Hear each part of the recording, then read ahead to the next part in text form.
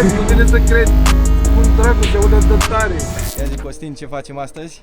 Astăzi, prezentarea AMG GT-ului 63S. După o modificare foarte mișto, zic eu, foarte bine meritată pentru motorul ăsta și pentru anul mașinii. În primul rând am făcut-o la Radu, la DNLX. Shoutout, e foarte, foarte ok tipul. Mi-a refăcut ambele mașini pe care le-am avut până acum. Avem un catless downpipe.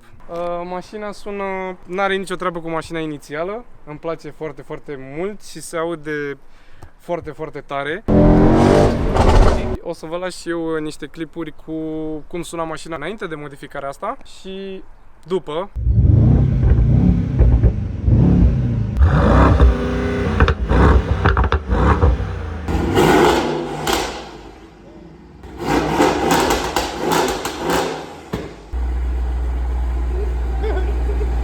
O să vedeți că este o diferență foarte, foarte mare și sunt sigur că o să vă placă. Mersi. Să vă lăsăm acum niște clipuri de când am venit la Radu să luăm mașina.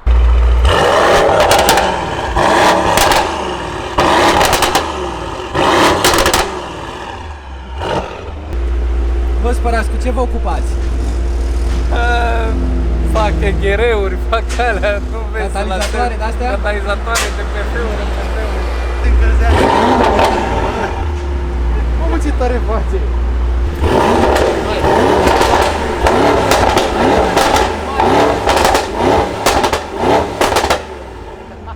Bă, poliția! Chiar am zis să-mi dau, chiar am zis ce dracu, că n-are ce să-mi ia. Circulația provizorie, poate. Nu mai zic nicio părere. Să vină Radu să-i dau. Nu se aude cam tare. Ba, puțin așa. Puțin? Puțin. Crede-mă că nu se compară deloc cu mine.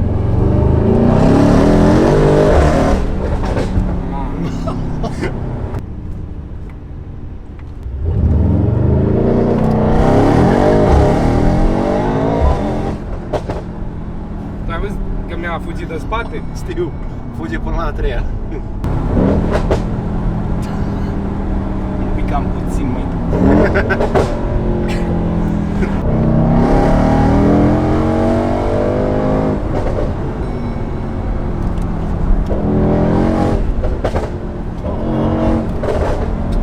Cum să mă mai urc în 2-0 acum, zic și mie.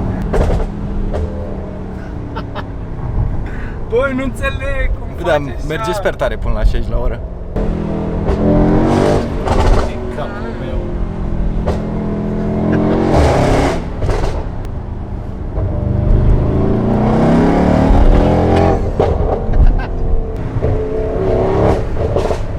Am auzit bătrânii ăștia de aici toată ziua mașina, săracii. E rău să mă picioarele. Bă! Bă, nu vine să cred, nu vine să cred. Cum dracu se aude atât de tare. Și pocurile astea când ți le pocnește, ești că sar în cap.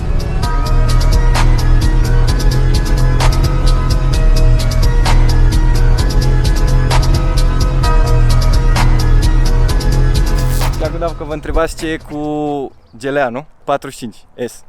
Este al lui Radu de la DNLX, care, așa cum a zis și Costin, i-a făcut modificarea la GT și o să urmeze și mai multe, nu așa?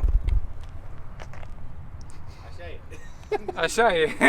Ia zi, cum este GT-ul în modificări? E greu să lucrezi pe el, e ușor de accesat? Nici greu, nici ușor, dar iese exact cum trebuie. Deci asta e cel mai important. Cel mai performant motor de la Mercedes, după părerea mea. Nu spunem și de ăsta micul piticul tăiat în două de 2 litri, că ăsta e neinteresant, dar V8-ul ăsta de la Mercedes chiar e... Care tot sună bine și l-ai făcut cu gust. Tot catless downpipe, ce gust să fie, că e tobă spart.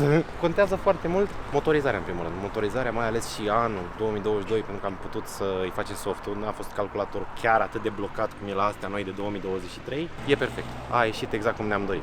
Am încercat noi să mai facem niște modificări, dar să zicem că n-a fost să fie cu eleronul pe spate. Acum asta e, o să vedem pe viitor.